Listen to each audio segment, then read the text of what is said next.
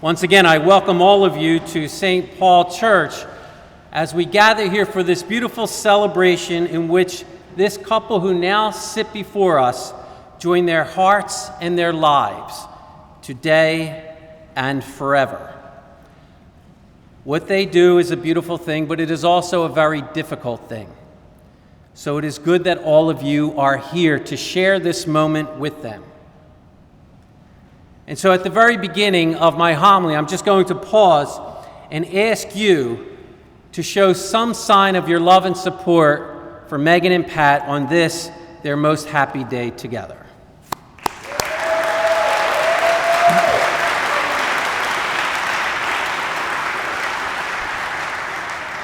All right, now we got that out of the way.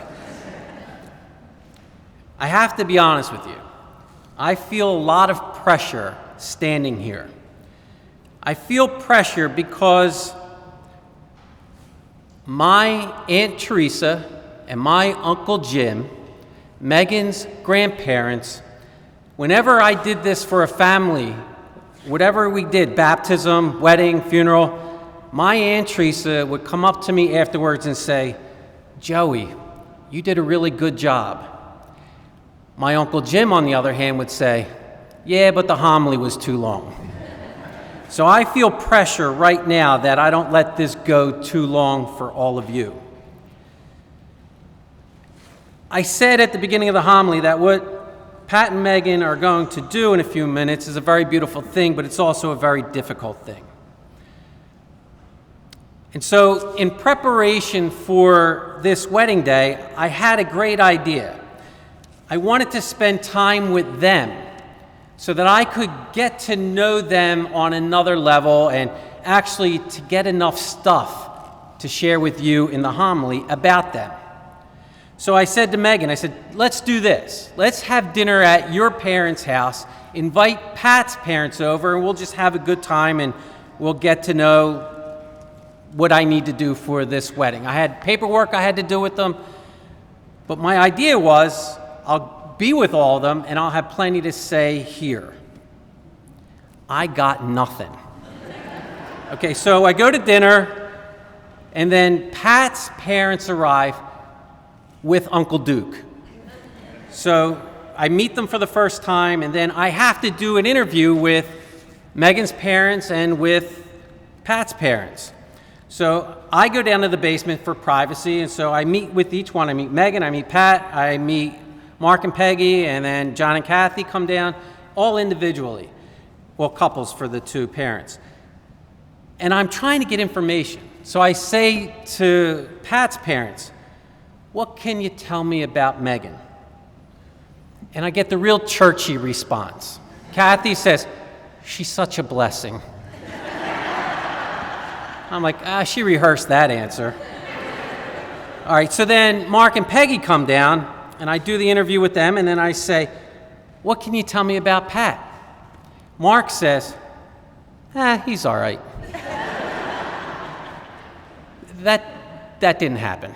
Mark thought the world of him. He thinks he's great. So I didn't get much. So then I think we're going to have dinner, and then after dinner, we sit outside.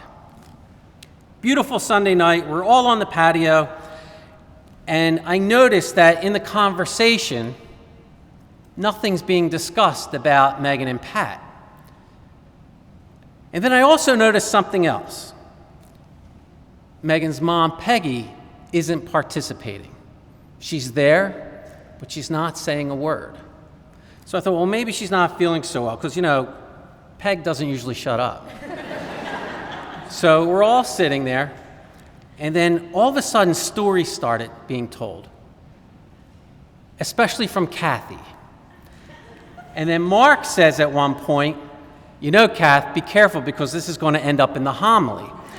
And then that's when Peg finally speaks up and says, "And that's why I'm not saying a word." So I felt like I walked away from there with nothing. I really did. I thought, well, this didn't work out the way I wanted to. But then from that time we met until today, some things happened. And I'm going to share those things with you. The first thing I want to share with you is the fact that a friend of mine who is on my staff at my parish is in Ireland right now. She and her husband are celebrating their 25th wedding anniversary. And so before she left for Ireland, we're in my office and I'm talking to her and I'm saying, I'm a little stressed about this wedding that I have to do because I don't really have anything. And without any provocation, she says this: marriage is saying yes to the unknown. So I asked her what she meant, and she said, well, on the day of your wedding, you have no idea really what you're saying yes to. And she said, for many people, if you could see 25 years into the future, everything that you're going to have to go through, you might not want to say yes. So marriage is saying yes to the unknown and having faith that you can endure it and live it and be each other's companion and friend through the good times and through the bad times. And I thought that was great. That was a great thing that I could share with you today. So marriage is saying yes to the unknown.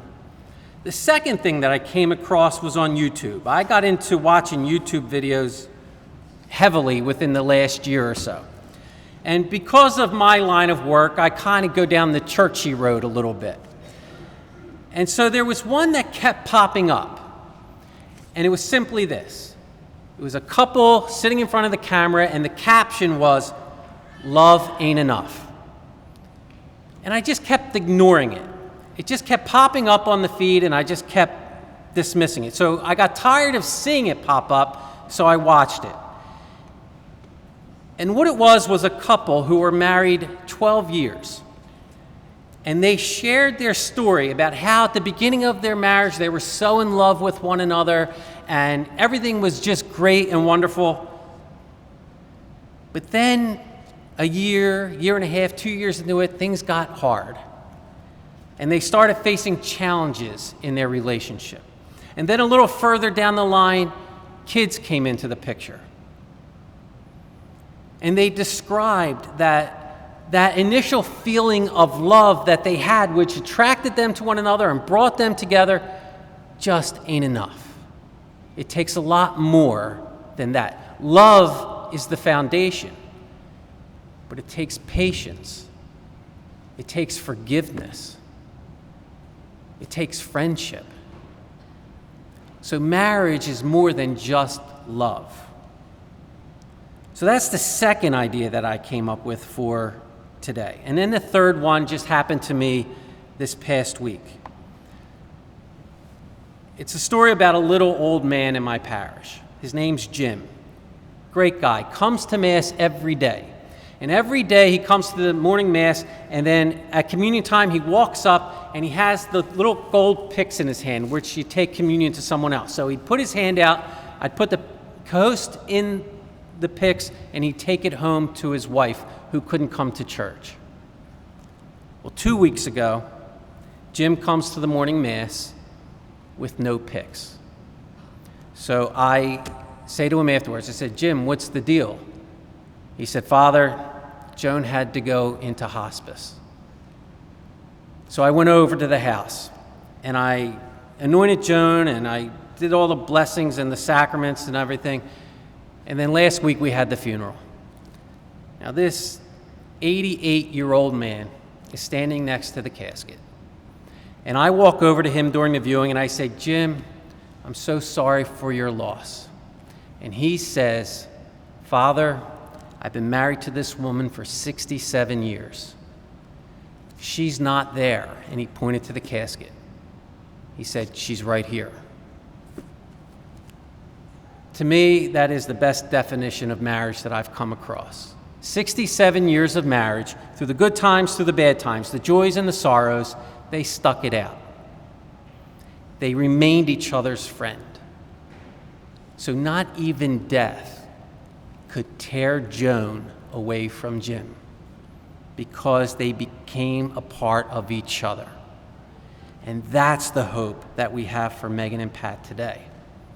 So, in the back room, I saw some things that I don't often see.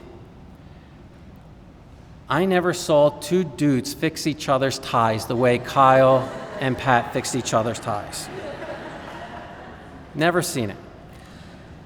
They were giving each other a pep talk on how to get through this ceremony. So I say to Pat, Megan's going to be in here in a minute or two. How do you know that she is the right girl for you to marry, to spend the rest of your life with? And he looked at me with a blank stare. And it was prolonged. So finally, Kyle steps up and says, because they're friends.